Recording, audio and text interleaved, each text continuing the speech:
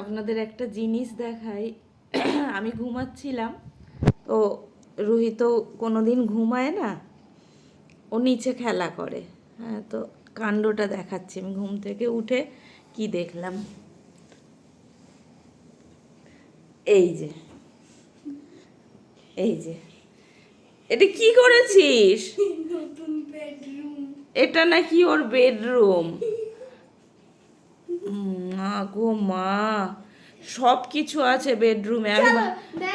আমি ভালো room tour দেবে, ঠিক আছে, আমি ভালো করে ভিডিওটা দেখাই, এই পাশ থেকে ধরে দেখাচ্ছি। হ্যাঁ হ্যাঁ, তো সোজাসুজি ঢুকেই ইয়ে কোথায়, দরজা কোথায়? ও মা গো, দরজা নেই তো চোর ফোরও তো এরকম ভাবে ঢুকে যাবে। আচ্ছা, গেল গেল। এটা বেডরুমে ঢুকতে এপাশে কি এটা?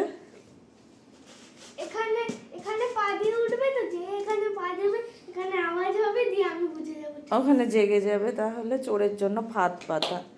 আর এই দরজার এই পাশে ডাস্টবিন। আর এখানে বালিশ, এই বালিশ একটা আমি বিছানা বানাতে পারি। একটা বালিশ দিয়ে দিলাম, একটা বালিশ আবার এই যে বিছানা হয়ে যায়।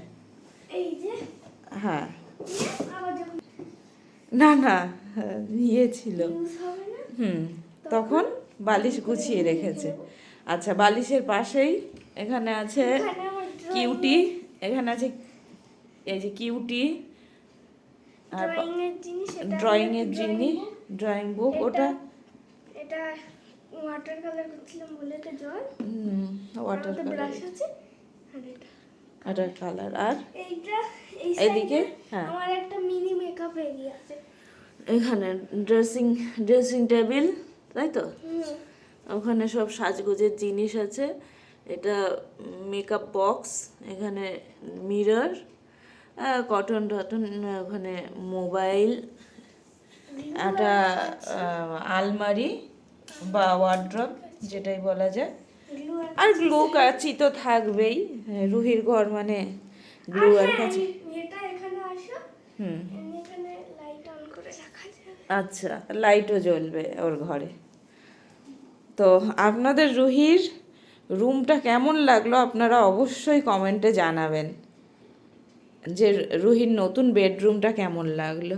আর উপরে এই যে রিবন দিয়ে হ্যাঁ, সেটাও দেখা যাচ্ছে। ঠিক আছে, টাটা।